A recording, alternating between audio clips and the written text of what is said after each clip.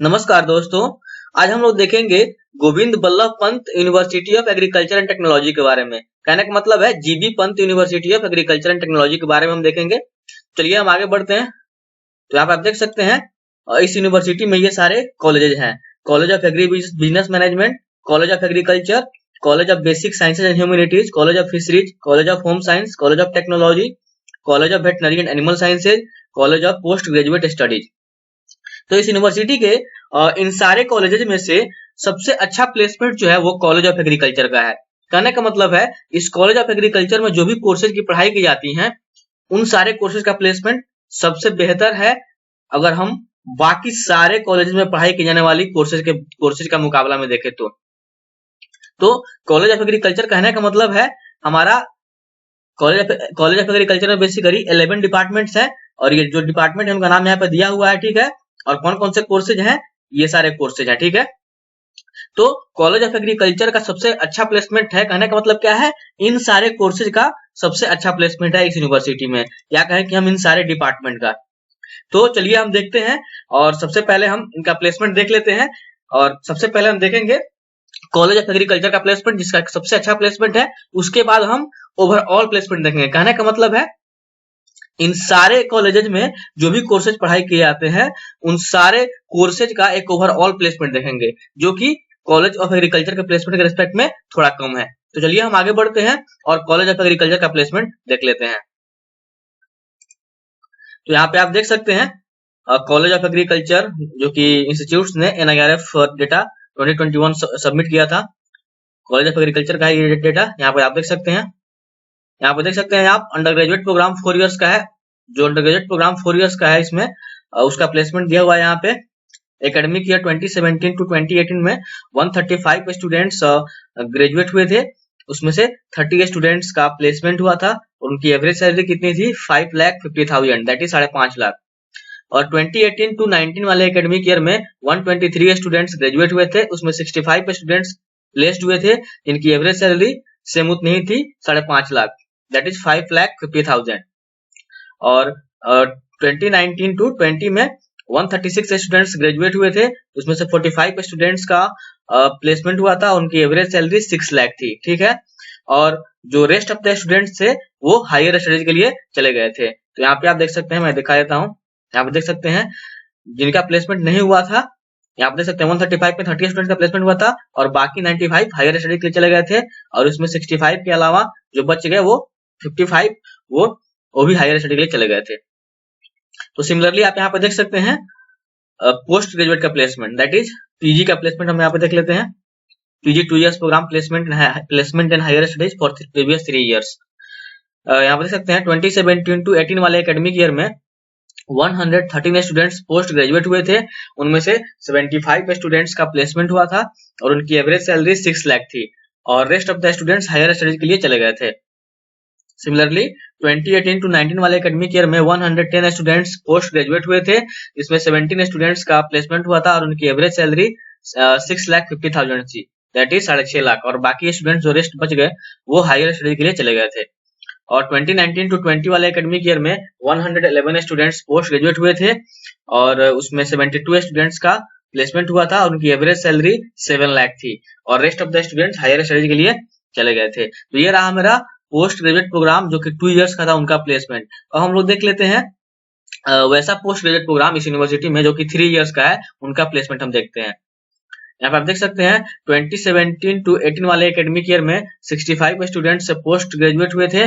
उनकी और उनमें से 44 स्टूडेंट्स का प्लेसमेंट हुआ था और उनकी एवरेज सैलरी 6,50,000 थी। और रेस्ट ऑफ द स्टूडेंट जो थे वो हायर स्टडीज के लिए चले गए थे। सिमिलरली 2018 टू 19 वाले एकेडमिक ईयर में 64 स्टूडेंट्स पोस्ट ग्रेजुएट हुए थे, जिसमें से कि 47 स्टूडेंट्स प्लेस्ड हुए थे और उनकी एवरेज सैलरी 6,50,000 थी।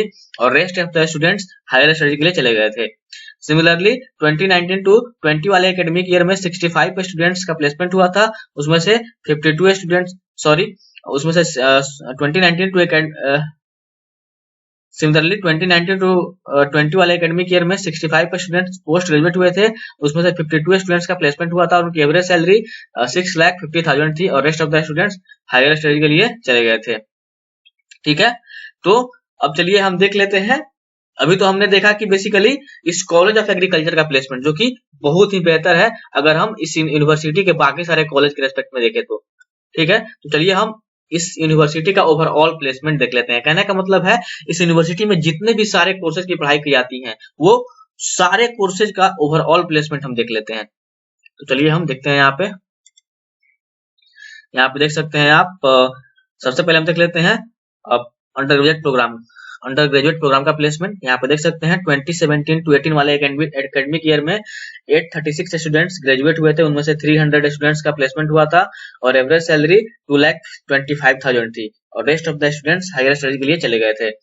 और 2018 to 19 वाले एकेडमिक ईयर में 665 स्टूडेंट्स ग्रेजुएट हुए थे, उसमें से 281 स्टूडेंट्स का प्लेसमेंट हुआ था और 4 लाख और उनकी एवरेज सैलरी 4 लाख थी and rest of the students higher study के लिए चले गए थे। सिमिलरली 2019 to 20 वाले एकेडमिक ईयर में 622 स्टूडेंट्स ग्रेजुएट हुए थे, उनमें से 260 स्टूडेंट्स का प्लेसमेंट हुआ था और उनकी एवरेज सैलरी 4 लाख थी and rest of the students जो थे वो हायर स्टडीज के लिए चले गए थे। अब चलिए हम देख लेते हैं वैसे अंडर ग्रेजुएट प्रोग्राम जो कि 5 इयर्स के हैं, ठीक है, उनका प्लेसमेंट्स क्या है। यहाँ पे देख सकते हैं 2017 to 18 वाले एकेडमिक ईयर में 72 स्टूडेंट्स अंडर ग्रेजुएट हुए थे, ग्रेजुएट हुए थे, जिसमें कि 48 स्टूडेंट्स प्लेस्ड हुए थे, उनकी एवरेज सैलरी 4,25,000 थी and rest of the students higher study के लिए चले गए थे। सिमिलरली 2018 to 19 वाले एकेडमिक ईयर में 69 स्टूडेंट्स आपके ग्रेजुएट हुए थे, उसमें के 50 स्टूडेंट्स का प्लेसमेंट हुआ था और उनकी एवरेज सैलरी 4,25,000 थी और rest of the students higher study के लिए चले गए थे। सिमिलरली 2019 to 20 वाले एकेडमिक ईयर में 50 स्टूडेंट्स ग्रेजुएट हुए थे, उसमें कि 7 स्टूडेंट्स का प्लेसमेंट हुआ था, उनकी एवरेज सैलरी 4 लाख थी, ठीक है, और rest of the students higher study के लिए चले गए थे। अब चलिए हम देखते हैं वैसे पीजी प्रोग्राम जो कि 2 इयर्स के हैं उनके प्लेसमेंट का डेटा। तो आप देख सकते हैं in the academic year 2017 to 18 431 students post graduate हुए थे, उनमें से 98 स्टूडेंट्स का प्लेसमेंट हुआ था, उनकी एवरेज सैलरी 4 लाख थी और rest of the students higher study के लिए चले गए थे।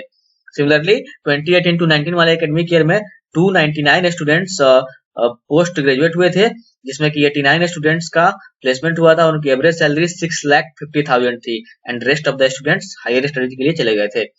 सिमिलरली 2019 to 20 वाले एकेडमिक ईयर में 270 स्टूडेंट्स पोस्ट ग्रेजुएट हुए थे, उसमें 82 स्टूडेंट्स का प्लेसमेंट हुआ था, उनकी एवरेज सैलरी 6,50,000 थी and rest of the students higher study के लिए चले गए थे। तो चलिए हम आगे बढ़ते हैं और इसमें जो इसका कॉलेज ऑफ टेक्नोलॉजी है, ठीक है, कहने का मतलब है इसमें इस यूनिवर्सिटी का एक कॉलेज जो कि कॉलेज ऑफ टेक्नोलॉजी है, जिसमें कि इन सारे आईटी इलेक्ट्रॉनिक्स मतलब जो कि नॉर्मल इंजीनियरिंग के कोर्सेज होते हैं उनकी पढ़ाई होती है।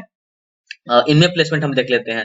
यहाँ पे देख सकते हैं ये 29 यहाँ पे देख सकते हैं 2019 बैच पासिंग का प्लेसमेंट है, ठीक है। यहाँ पे आप देख सकते हैं हीरो मोटो कॉर्प कंपनी थी, वो आई थी, डेट भी दिया हुआ है किस डेट को विजिट की थी।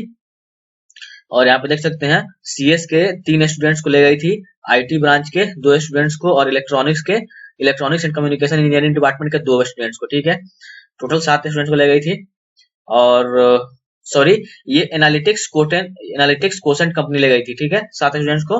हीरो मोटोकॉर्प वो बेसिकली 4 स्टूडेंट्स को ले गई थी और वो सिर्फ मैकेनिकल इंजीनियरिंग के थे। सिमिलरली यहाँ पे आप देख सकते हैं अलग अलग कंपनी का नाम दिया हुआ है, किन डेट को विजिट की थी कॉलेज में और किस किस ब्रांच से वो कितने स्टूडेंट्स को ले गई थी, यहाँ पे आप देख सकते हैं, ठीक है। मैं स्क्रॉल कर दे रहा हूँ, आप देख लीजिए, यहाँ पे आप देख सकते हैं, ठीक है, बहुत सारी कंपनी है यहाँ पे आप देख सकते हैं। एक बार मैं सिंगल पेज में सबको दिखा दे रहा हूँ, थोड़ा जूम कम करके, यहाँ पे आप देख सकते हैं ये सारी है। अब चलिए हम आगे बढ़ते हैं। देखिए यहाँ पे देख सकते हैं आप इस यूनिवर्सिटी में जो रिसर्च प्रोजेक्ट्स अभी चल रहे हैं, जैसे आप देख सकते हैं 2017 to 2022 तक ये पीरियड है इस प्रोजेक्ट का, और इसकी फंडिंग एजेंसी में कहने का मतलब है इसकी फंडिंग ये सारी एजेंसी दी है, ठीक है, यूएसएआईडी, बीआईआरएसी, तो ये बहुत सारे फॉरेन एजेंसी जो कि फंड कर रही है इनको। कितनी फंडिंग की है 105 लाख अप्रॉक्स, ठीक है।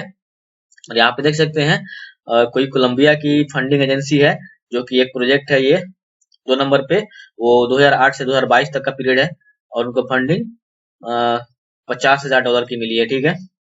सिमिलरली यूसीबी उत्तराखंड फंडिंग दे रही है इस प्रोजेक्ट के लिए, जो कि 2022 तक है 29 लाख का। और इस सिमिलरली यहाँ पे देख सकते हैं अलग अलग फंडिंग एजेंसी फंड कर रही है इनकी सारे प्रोजेक्ट के लिए, ठीक है। इसके अलावा और भी सारे प्रोजेक्ट इसमें चल रहे हैं, बस मैंने इतना दिखाया है। अब ये सारे हम देख रहे हैं, आप देख सकते हैं यहाँ पे मास्टर्स के प्रोग्राम और पीएचडी के प्रोग्राम आप लोग देखेंगे, ठीक है। तो इस यूनिवर्सिटी में मास्टर्स के ये सारे प्रोग्राम पढ़ाए जाते हैं, ठीक है। इस यूनिवर्सिटी में एग्रीकल्चर के फील्ड में ये 11 डिसिप्लिन है जिसमें मास्टर्स के कोर्सेज कराए जाते हैं, और इंजीनियरिंग में ये सारे डिसिप्लिन है 15, ठीक है। और फिशरी में ये 4 कोर्सेज हैं जो कि मास्टर्स के कोर्सेज कराए जाते हैं। होम साइंस में 3 है, बेसिक साइंस में यहाँ पे देख सकते हैं कितना है 1 2 3 12 कोर्सेज हैं।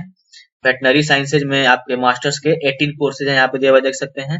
मैनेजमेंट प्रोग्राम 2 है, MBA in agri business management and MBA for BTech के स्टूडेंट, ठीक है। और एमसीए का एक प्रोग्राम है, ठीक है। अब चलिए हम लोग देखते हैं पीएचडी प्रोग्राम। तो पीएचडी प्रोग्राम बेसिकली एग्रीकल्चर में 11 प्रोग्राम है, ठीक है। और इंजीनियरिंग में पीएचडी के ये सारे प्रोग्राम है 10 प्रोग्राम। होम साइंस में पीएचडी के 3 प्रोग्राम है। फिशरी में पीएचडी के 1 प्रोग्राम है। बेसिक साइंस में पीएचडी के 10 प्रोग्राम है, सॉरी 12 प्रोग्राम है। और वेटनरी साइंस में 16 प्रोग्राम है पीएचडी के। और मैनेजमेंट में 1 प्रोग्राम है, ठीक है। अब चलिए हम देख लेते हैं पास्ट के कुछ ईयर्स में वो लिस्ट ऑफ कंपनियां, कहने का मतलब है वो कौन कौन से रिक्रूटर्स हैं या कौन कौन सी वो ऑर्गेनाइजेशन या कौन कौन सी वो कंपनियां थी जो कि पास्ट के कुछ ईयर्स में विजिट की थी या अभी भी विजिट कर रही हैं। चलिए हम देख लेते हैं यहाँ पे दे रखा है major recruiters in last 5 years. Last के 5 ईयर्स में जो कि मेजर रिक्रूटर्स हैं दैट इज 2012 दैट इज 2012 से लेकर 2017 के बीच, ठीक है। बेसिकली ये मेजर रिक्रूटर्स हैं इनके, ठीक है। इनके अलावा भी और सारे रिक्रूटर्स इनमें होंगे, ये सिर्फ मेजर रिक्रूटर्स जो कि इन लास्ट के 5 ईयर्स में दिखाया गया है। यहाँ पे देख सकते हैं आप अमूल गुजरात, और Dhampur sugar mill Uttar Pradesh, export trading group Mumbai, यूजू एग्रीकल्चर ओमान। तो यहाँ पे देख सकते हैं ओमान की कंपनी भी इस यूनिवर्सिटी में विजिट करती है प्लेसमेंट के लिए। Similarly national cooperative consumers federation of India Delhi, IDBI bank Mumbai, Arizona seeds private limited Punjab, Chegg India, talent acquisition Udaan Delhi, Reliance Jio Bengaluru co founder Uttarakhand, IFFCO Delhi, sacred river agri technology private limited, BIF Pune, Byju's career labs leading edtech Chennai, industry wing Delhi, Wiley Maithri Bengaluru, MICO Maharashtra. Similarly यहाँ पे बहुत सारी कंपनियां हैं, आप देख सकते हैं। यहाँ पे मैं स्क्रॉल कर दे रहा हूँ, आप देख लीजिए। यहाँ पे देख सकते हैं PepsiCo India, Srijan new Delhi, DuPont Pioneer.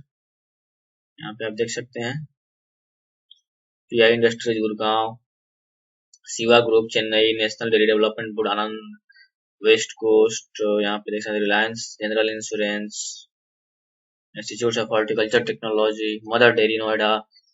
यहाँ पे देख सकते हैं आप कोलरिका ग्रुप लिमिटेड कोलकाता। सो बहुत ही ह्यूज नंबर ऑफ कंपनियां हैं जो इस कॉलेज में विजिट करती हैं, और ये बेसिकली मेजर रिक्रूटर्स हैं। इनके अलावा भी और सारे रिक्रूटर्स हैं, ठीक है, जो कि आते हैं इस कॉलेज में या कहें कि इस यूनिवर्सिटी में प्लेसमेंट के लिए। अब चलिए हम देख लेते हैं इस यूनिवर्सिटी में अंडर ग्रेजुएट के कौन कौन से कोर्सेज हैं। ये सारे आपके अंडर ग्रेजुएट के कोर्सेज इस यूनिवर्सिटी में कराए जाते हैं। अब देखिए मास्टर्स के ये सारे कोर्सेज जो कि कुछ मिनट पहले मैं इस वीडियो में ऑलरेडी बता चुका हूँ। यहाँ पे देख सकते हैं एग्रीकल्चर के फील्ड में मास्टर्स के ये सारे कोर्सेज हैं, साइंस के मेजर में ये सारे कोर्सेज हैं, वेटनरी साइंस में ये सारे कोर्सेज हैं, और इंजीनियरिंग के मेजर में ये सारे कोर्सेज हैं, होम साइंस में ये, फिशरी में ये, एमसीए में, एमबीए में ये सारे कोर्सेज हैं। सिमिलरली पीएचडी में ये सारे इनके कोर्सेज हैं, एग्रीकल्चर के फील्ड में ये हैं, फिशरी साइंस मेजर में ये हैं, साइंस मेजर में ये हैं, इंजीनियरिंग मेजर में ये हैं, होम साइंस के फील्ड में ये हैं, वेटनरी साइंस के फील्ड में ये, और मैनेजमेंट में एक है, ठीक है। तो अब चलिए हम देख लेते हैं बेसिकली इनमें एडमिशंस कैसे होते हैं, ठीक है। यहाँ पे आप देख सकते हैं all admission shall be made strictly on the merit determined on the basis of marks obtained by the candidates in the examination to be conducted by university. तो सारे एडमिशंस जो होते हैं इसमें वो बेसिकली जो यूनिवर्सिटी एग्जाम लेता है उसके मेरिट लिस्ट प्रिपेयर करने के बेसिस पे लिया जाता है, एक्सेप्ट द फॉलोइंग, मतलब इन सारे कोर्सेज को छोड़कर बाकी जितने भी प्रोग्राम हैं वो प्रोग्राम में एडमिशन यूनिवर्सिटी के द्वारा जो एग्जाम लिया जाता है उसके बेसिस पे लिया जाता है, बशर्ते इन सारे कोर्सेज को छोड़कर जो कि 1 2 3 करके से दिया हुआ है। तो चलिए बाकी इन सारे कोर्सेज में एडमिशन कैसे होता है हम देख लेते हैं। Admission to BTech program except BTech in food technology, तो बीटेक के सारे प्रोग्राम जो इस कॉलेज में कराए जाते हैं जो कि कॉलेज ऑफ टेक्नोलॉजी में होता है, except BTech in food technology, BTech in food technology को छोड़कर वो बेसिकली कैसे कराए जाते हैं, जेईई के थ्रू, दैट इज जो कि जेईई मेन आपका एग्जाम होता है वो यहाँ पे देख सकते हैं on the basis of merit of joint entrance examination through the counselling carry out by Uttarakhand technical university, और ये counselling basically Uttarakhand technical university के द्वारा कराया जाता है और उसके थ्रू एडमिशन होते हैं, ठीक है।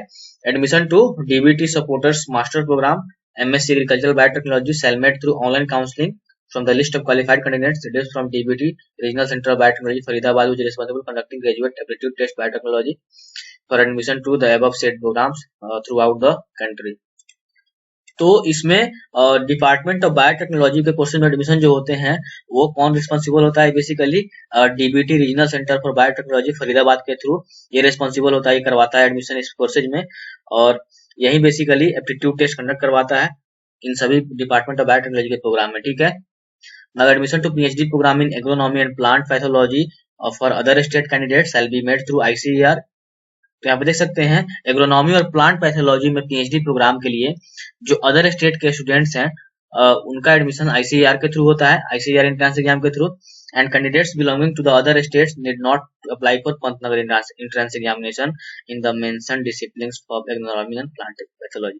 कहने का मतलब है अगर कोई अदर स्टेट्स का स्टूडेंट्स है, अगर वो पीएचडी करना चाहता है एग्रोनॉमी एंड प्लांट पैथोलॉजी में, तो उसको अदर से, कहने का मतलब है जो पंतनगर यूनिवर्सिटी जो ये खुद का अपना एंट्रेंस एग्जाम देता है उसको वो एग्जाम देने का जरूरत नहीं है अगर ये एग्रोनॉमी और प्लांट पैथोलॉजी में पीएचडी करना चाहता है, तो वो बेसिकली आईसीआर में रैंक के थ्रू ही एडमिशन होंगे, ठीक है। Whereas admissions to other PhD program for other states are made through the university entrance examination as well as entrance examination conducted by ICAR for this purpose। जबकि यहाँ पे कहा जा रहा है कि इन एग्रोनॉमी एंड प्लांट पैथोलॉजी के अलावा बाकी जो भी पीएचडी प्रोग्राम होते हैं तो अदर स्टेट्स के स्टूडेंट्स के लिए उनमें एडमिशन आईसीआर के थ्रू भी होता है और इसके जो यूनिवर्सिटी के द्वारा भी जो एग्जाम कंडक्ट करवाया जाता है उनके थ्रू भी होता है, ठीक है। And in case domicile candidates of Uttarakhand are not available for the sanctioned seats, the same shall be filled amongst the candidates of other states and vice versa। और यहाँ पे कहा जा रहा है कि जो भी सीट्स अगर इस स्टेट के, मतलब जिस स्टेट में ये कॉलेज है उस स्टेट का अगर स्टूडेंट्स के लिए जो सीट्स रिजर्व हैं, अगर वो उनको सीट सैंक्शन हो गया, ठीक है, अगर वो सीट उनको स्टूडेंट्स को मंजूरी मिल गई और अगर वो स्टूडेंट्स अवेलेबल नहीं है उस सीट्स के लिए, तो उस सीट्स को बेसिकली अदर स्टेट्स के स्टूडेंट्स के लिए फिलअप कर दिए जाएंगे। तो यहाँ पे आप देख सकते हैं admissions to masters program in MBA, ठीक है। अब यहाँ पे देख सकते हैं इस यूनिवर्सिटी में एमबीए प्रोग्राम के लिए चाहे वो एमबीए हो फॉर बीटेक स्टूडेंट्स और MBA in agri business management, ये किसके थ्रू कराए जाएंगे, कैट और सीमेट स्कोर के थ्रू, ठीक है, जो कि इंटरव्यू कंडक्ट कराया जाएगा इस यूनिवर्सिटी के द्वारा, उसके थ्रू इसमें एडमिशन किए जाएंगे, ठीक है। In MTech programs, admission shall be made first based on the GATE qualifying marks in the subject major in which admission is served। तो यहाँ पे देख सकते हैं इस यूनिवर्सिटी में जो भी MTech के प्रोग्राम है वो GATE क्वालिफाइंग मार्क्स के बेसिस पे किए जाएंगे। कहने का मतलब है कैंडिडेट्स के जो GATE के स्कोर आए हैं, GATE एग्जाम में जो स्कोर है उसके बेसिस पे एडमिशन होगा। यहाँ पे देख सकते हैं vacant seats shall be filled based on the CGPA या percentage of marks of BTech, और जो भी सीट्स बच जाएंगे, वैकेंट रह जाएंगे गेट क्वालिफाइंग के बेसिस पे एडमिशन लेने के बाद, उन सीटों पे एडमिशन बेसिकली जो भी कैंडिडेट होंगे उनके सीजीपीए या परसेंटेज जो बीटेक में आए हैं उनके बेसिस पे एडमिशन होगा। और यहाँ पे देख सकते हैं the candidate should have secured at least CGPA not less than 6। तो यहाँ पे देख सकते हैं अगर आपकी यूनिवर्सिटी में CGPA on a scale of 10 दी जाती है तो उसमें कम से कम आपके 6 सीजीपीए होने चाहिए अगर इसके मास्टर्स एमटेक प्रोग्राम में एडमिशन लेना चाहते हैं तो। और अगर आपके यूनिवर्सिटी में 5 के स्केल में सीजीपीए दी जाती है तो आपके कम से कम 3 होने चाहिए, या कहने का मतलब 55% मार्क्स होने चाहिए, ठीक है। तो यहाँ पे देख सकते हैं,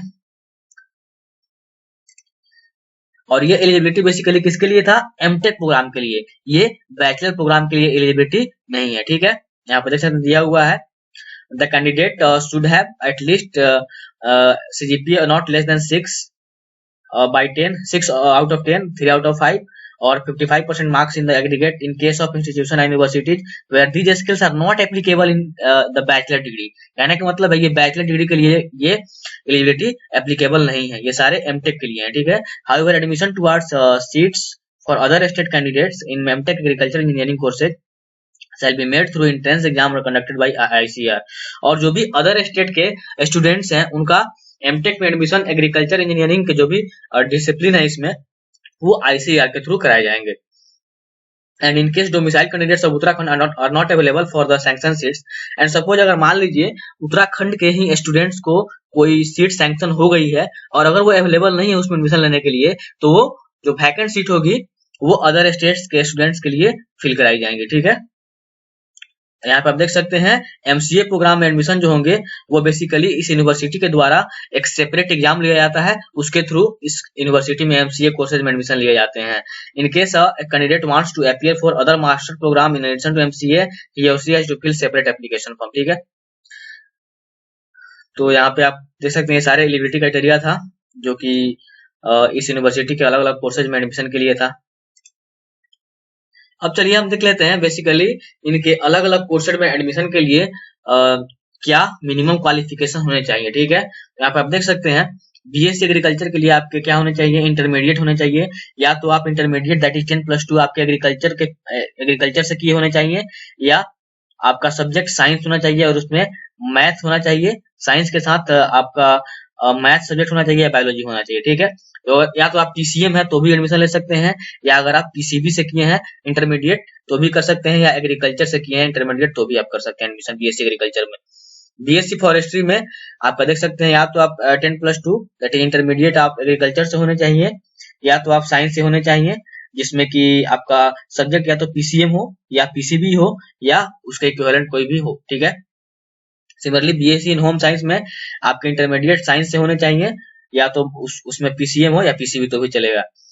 और bachelor courses in veterinary science and animal husbandry में आपके क्या होने चाहिए, इंटरमीडिएट ऑफ साइंस से होने चाहिए with physics chemistry biology and English आपके सब्जेक्ट होने ही चाहिए, ठीक है।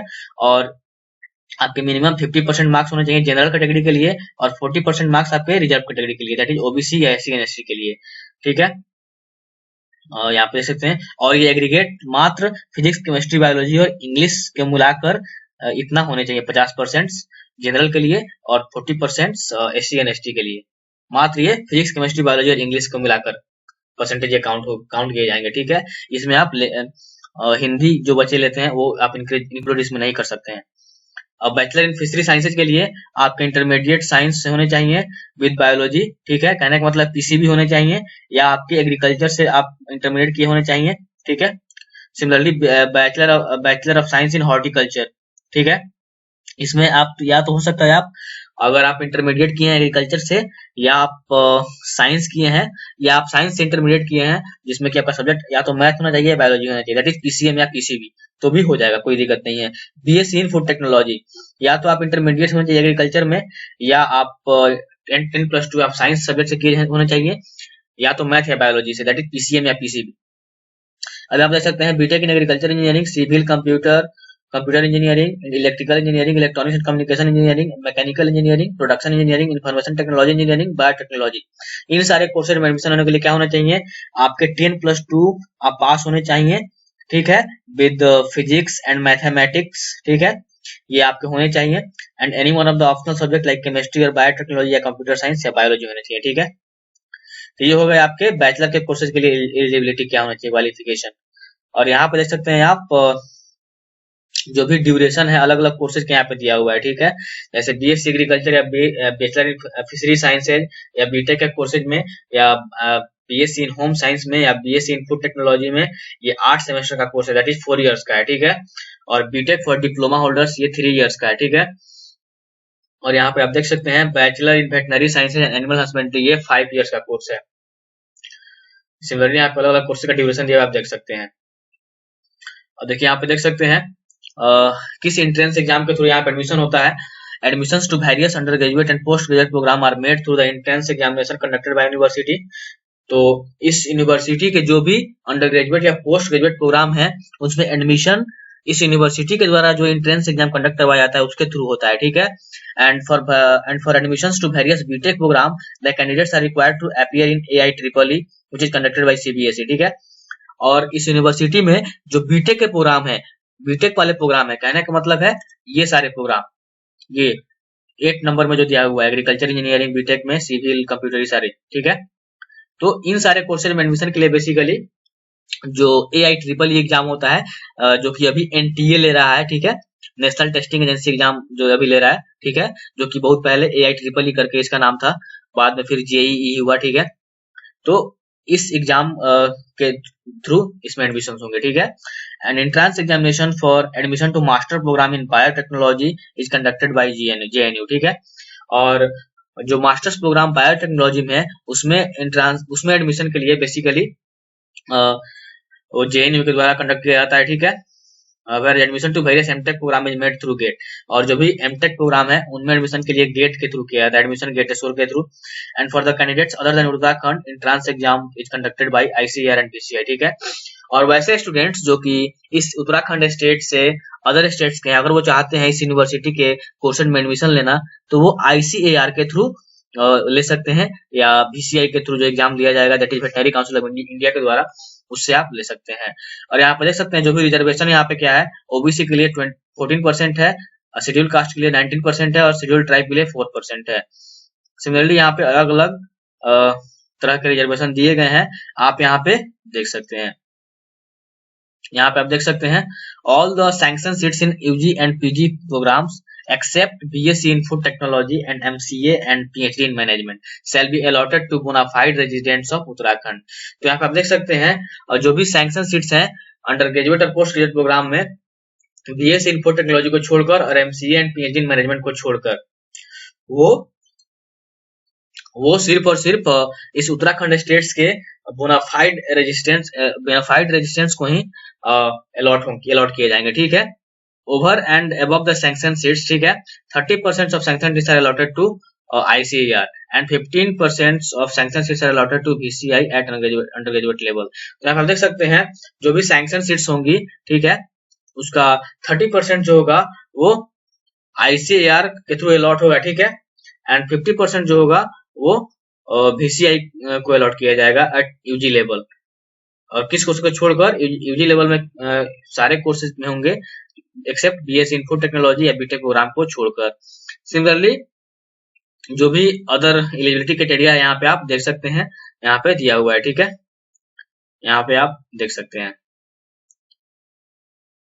अब चलिए हम आगे बढ़ते हैं और यहाँ पे हम देख लेते हैं इनके अलग अलग, यहाँ जैसे देख सकते हैं कॉलेज ऑफ एग्रीकल्चर जो हमने देख लिया था। अब चलिए हम कॉलेज ऑफ फिशरी में इसके देख लेते हैं। यहाँ पे देख सकते हैं इसके कॉलेज ऑफ फिशरी में ये सारे बैचलर के कोर्सेज हैं, मास्टर्स के और PhD में, और कितने ड्यूरेशन का सब दिया हुआ है और इसमें कितने सीट्स हैं यहाँ पे दिया हुआ आप देख सकते हैं, ठीक है। अब चलिए हम इसके एग्री बिजनेस मैनेजमेंट में देख लेते हैं। यहाँ पे आप देख सकते हैं एग्री बिजनेस मैनेजमेंट में बेसिकली ये सारे डिपार्टमेंट हैं, इनके कोर्सेज यहाँ पे दिया हुआ है, ये सारे कोर्सेज हैं। और यहाँ पे देख सकते हैं इनका कोलैबोरेशन है सेलर एकेडमी USA के साथ, जो भी कोर्सेज हैं इनके साथ वो इस एकेडमी के कोई भी कोर्सेज हैं, जो भी कोर्सेज हैं इस यूनिवर्सिटी के स्टूडेंट्स कर सकते हैं, ठीक है। यहाँ पे देख सकते हैं our students can join the courses of their choice at Saylor Academy USA, ठीक है। तो तब तक के लिए धन्यवाद।